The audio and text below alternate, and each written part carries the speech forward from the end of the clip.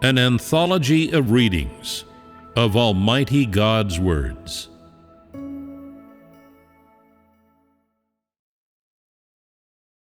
The essential difference between the incarnate God and the people used by God.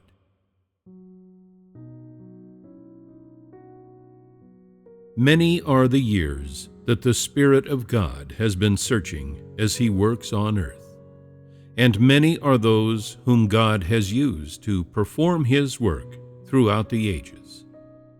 Yet, for all this time, God's Spirit has been without a suitable resting place, which is why God switches among different people to do His work.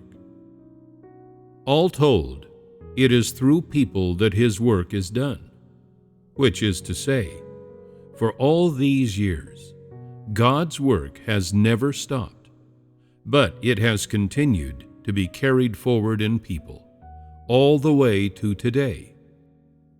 Although God has spoken so many words and done so much work, man still does not know God, all because God has never appeared to man, and also because He has no tangible form. And so God must bring this work, the work of causing all men to know the practical significance of the practical God, to completion. To achieve this end, God must reveal His Spirit tangibly to humanity and perform His work in their midst. That is, only when God's Spirit assumes physical form, puts on flesh and bone, and visibly walks among people, accompanying them in their lives, sometimes showing and sometimes hiding Himself. Only then are people able to arrive at a deeper understanding of Him. If God only remained in the flesh, He would not be able to complete His work in its entirety.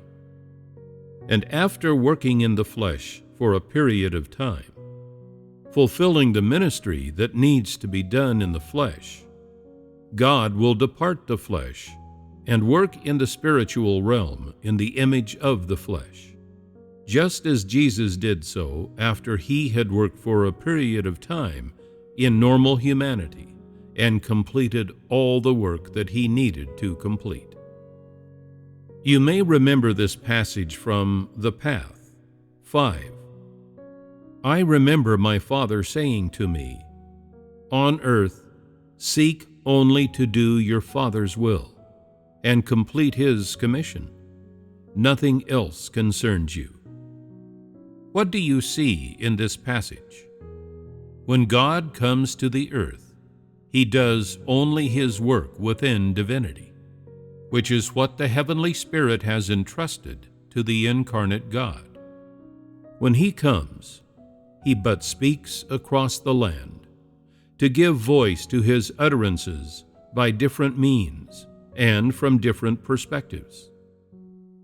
He chiefly takes supplying man and teaching man as His goals and working principle, and does not concern Himself with such things as interpersonal relationships or the details of people's lives.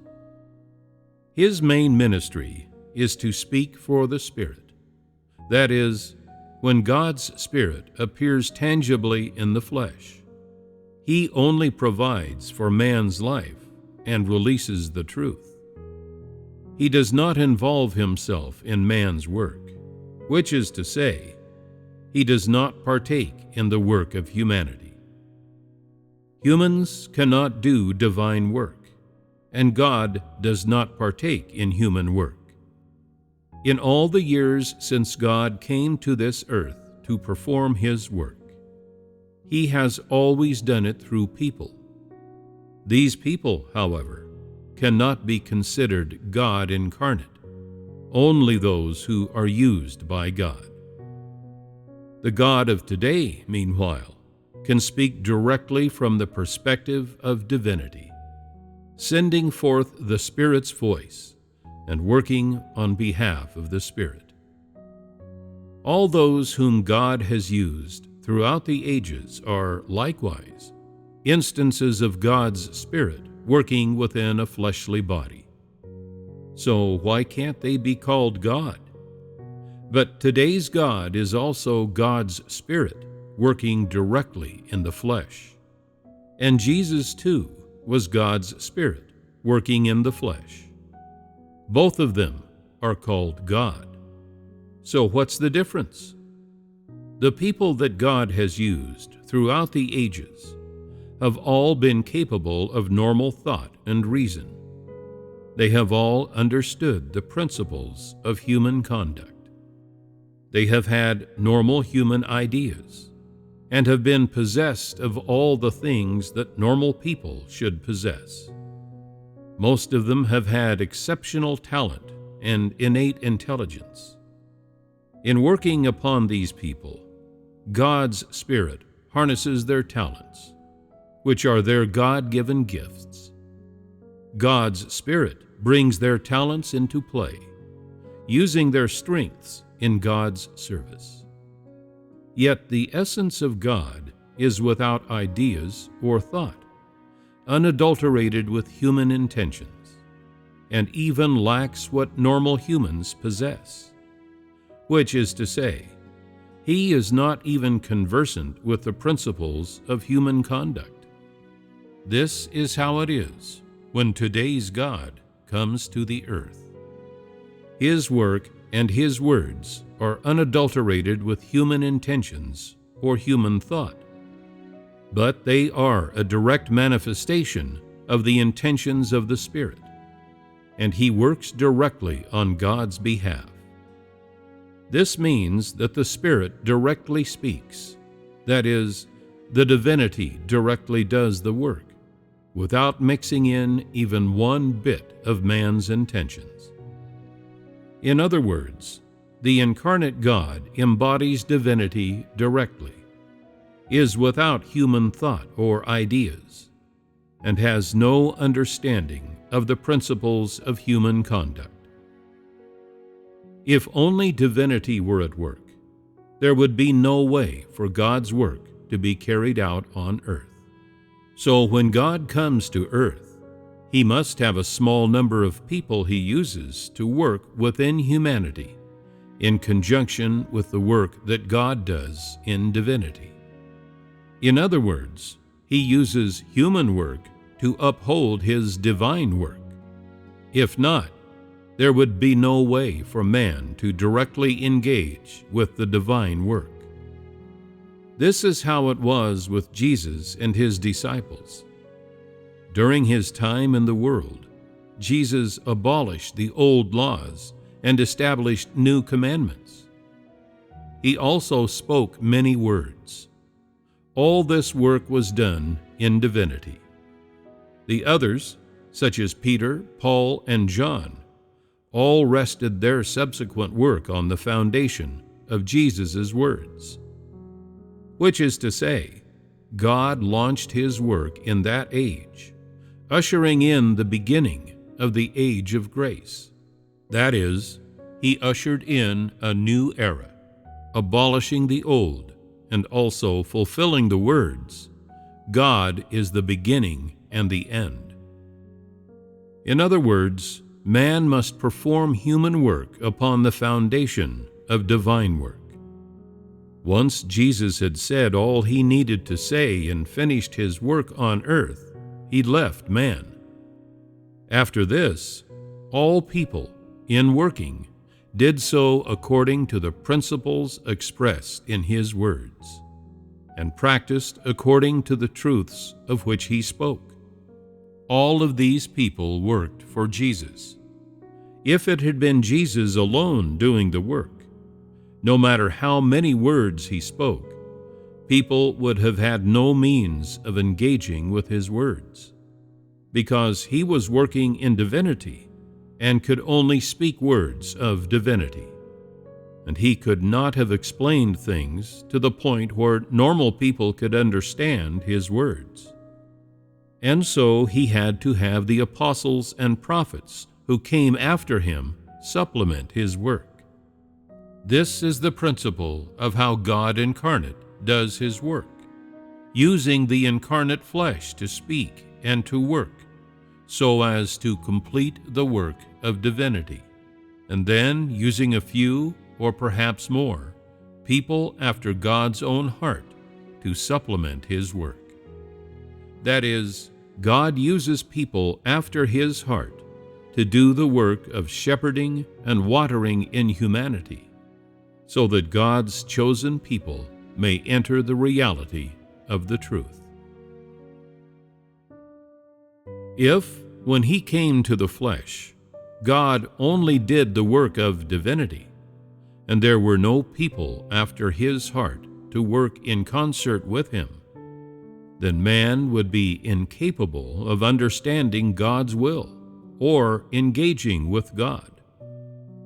God must use normal people who are after his heart to complete this work, to watch over and shepherd the churches, so that the level that man's cognitive processes, his brain, are capable of imagining can be achieved.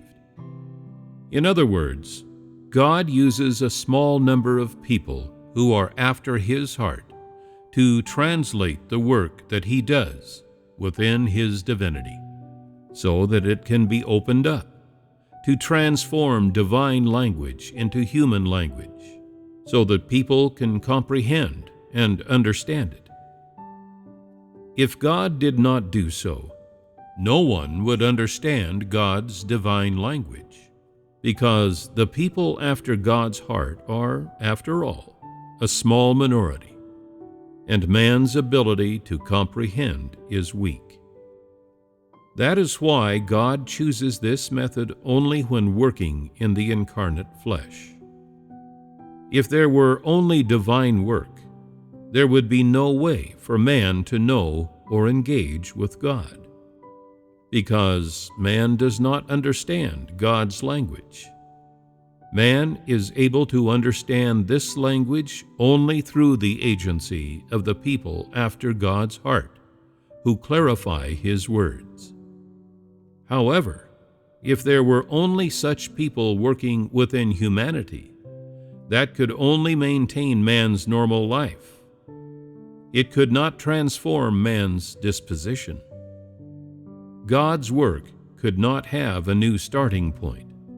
There would only be the same old songs, the same old platitudes. Only through the agency of the incarnate God, who says all that needs to be said and does all that needs to be done during the period of his incarnation, after which people work and experience according to his words. Only thus will their life disposition be able to change, and only thus will they be able to flow with the times. He who works within divinity represents God, while those who work within humanity are people used by God. Which is to say, the incarnate God is essentially different from the people used by God. The incarnate God is able to do the work of divinity, whereas the people used by God are not. At the beginning of each age, God's Spirit speaks personally and launches the new era to bring man into a new beginning. When he has finished speaking, this signifies that God's work within his divinity is done. Thereafter, people all follow the lead of those used by God to enter into their life experience. By the same token, this is also the stage in which God brings man into the new age and gives people a new starting point, at which time God's work in the flesh concludes. God does not come to earth to perfect his normal humanity, nor to perform the work of normal humanity. He comes only to do the work of divinity in normal humanity. What God speaks of normal humanity is not as people imagine. Man defines normal humanity as having a wife or a husband, and sons and daughters, which are proof that one is a normal person. God, however, does not see it this way. He sees normal humanity as having normal human thoughts, normal human lives, and being born of normal people. But his normality does not include having a wife or a husband and children in the way that man speaks about normality. That is, to man, the normal humanity that God speaks of is what man would consider the absence of humanity, almost lacking in emotion and seemingly devoid of fleshly needs, just like Jesus, who had only the exterior of a normal person and took on the appearance of a normal person, but in essence did not entirely possess all that a normal person should possess.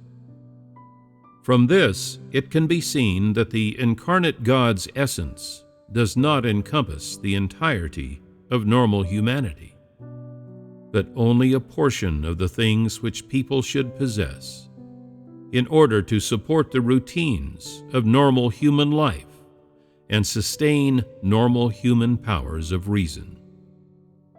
But these things have nothing to do with what man considers normal humanity. They are what God incarnate should possess.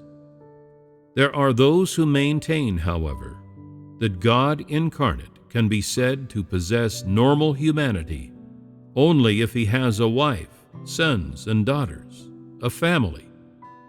Without these things, they say, he is not a normal person. I ask you then, does God have a wife? Is it possible for God to have a husband? Can God have children? Are these not fallacies? Yet the incarnate God cannot spring from a crack between rocks or fall down from the sky. He can only be born into a normal human family. That is why he has parents and sisters. These are the things that the normal humanity of the incarnate God should have. Such was the case with Jesus. Jesus had a father and mother, sisters and brothers, and all this was normal. But if he had had a wife and sons and daughters, then his would not have been the normal humanity that God intended for the God incarnate to possess. If this were the case, he would not have been able to work on behalf of divinity. It was precisely because he did not have a wife or children, and yet was born of normal people into a normal family, that he was able to do the work of divinity. To clarify this further, what God considers a normal person is a person born into a normal family. Only such a person is qualified to do divine work. If, on the other hand, the person had a wife, children, or a husband, that person would not be able to do divine work, because they would possess only the normal humanity that humans require, but not the normal humanity that God requires.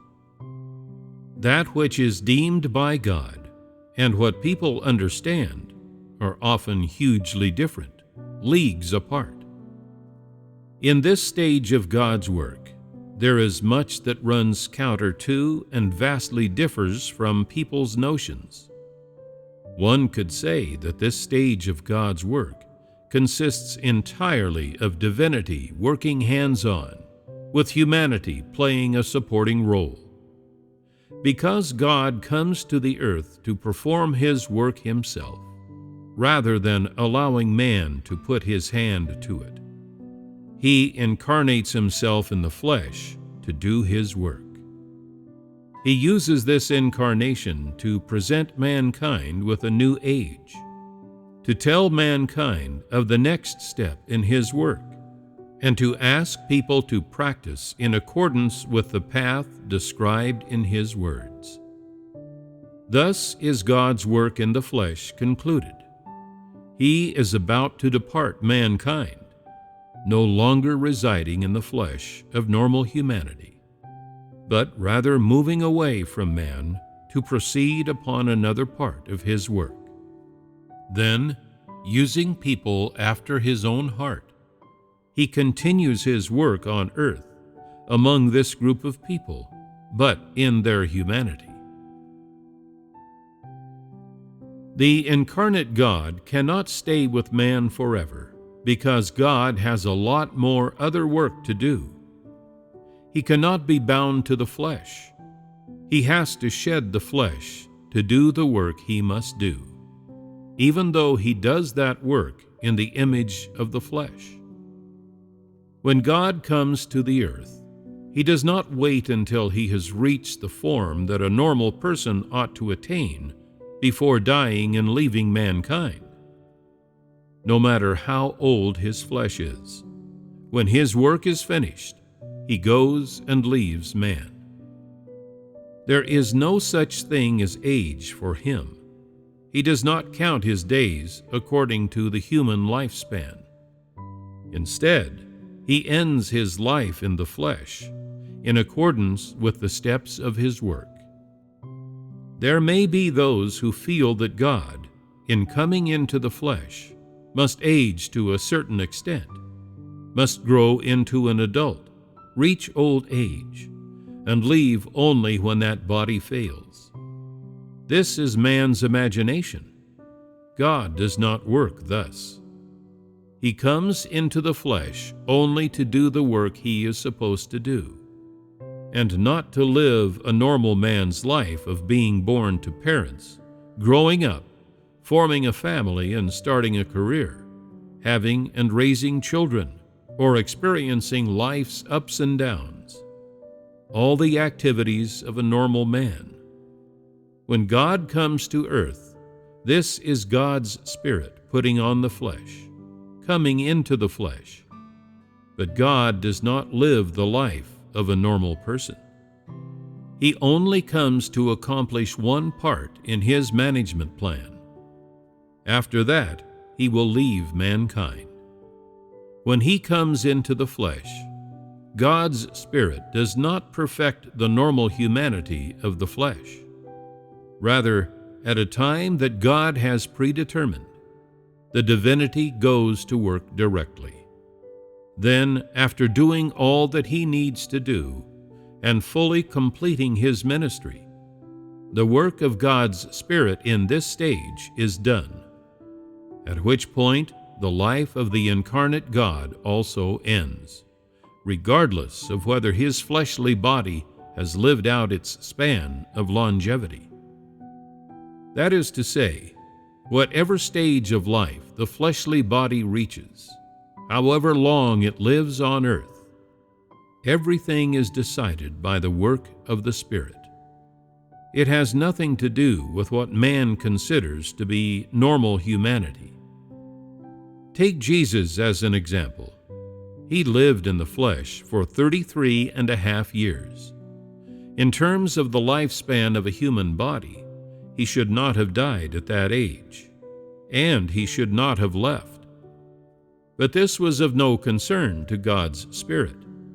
His work being finished, at that point the body was taken away, disappearing along with the Spirit. This is the principle by which God works in the flesh. And so, strictly speaking, the humanity of God incarnate is not of primary importance. To reiterate, he comes to the earth not to live the life of a normal human being. He does not first establish a normal human life and then begin working. Rather, as long as he is born into a normal human family, he is able to do divine work, work that is unblemished by man's intentions, that is not fleshly, that certainly does not adopt the ways of society or involve man's thoughts or notions, and moreover, that does not involve man's philosophies for living. This is the work that God incarnate intends to do. and it is also the practical significance of his incarnation. God comes into the flesh primarily to do a stage of the work that needs to be done in the flesh, without undergoing other trivial processes. And as for the experiences of a normal man, he does not have them. The work that God's incarnate flesh needs to do does not include normal human experiences. So God comes into the flesh for the sake of accomplishing the work he needs to accomplish in the flesh. The rest has nothing to do with him. He does not go through so many trivial processes. Once his work is done, the significance of his incarnation also ends. Finishing this stage means the work that he needs to do in the flesh has concluded, and the ministry of his flesh is complete. But he cannot keep working in the flesh indefinitely. He has to move on to another place to work, a place outside of the flesh.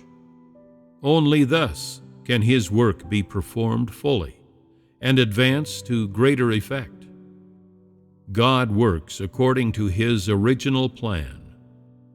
What work he needs to do and what work he has concluded, he knows as clearly as the palm of his hand. God leads every individual to walk a path that he has already predetermined. No one can escape this. Only those who follow the guidance of God's Spirit will be able to enter into rest. It may be that in later work, it will not be God speaking in the flesh to guide man, but a spirit with tangible form guiding man's life. Only then will man be able concretely to touch God, look upon God, and better enter into the reality God requires, so as to become perfected by the practical God. This is the work that God intends to accomplish, and what he planned long ago. From this, you should all see the path you should take.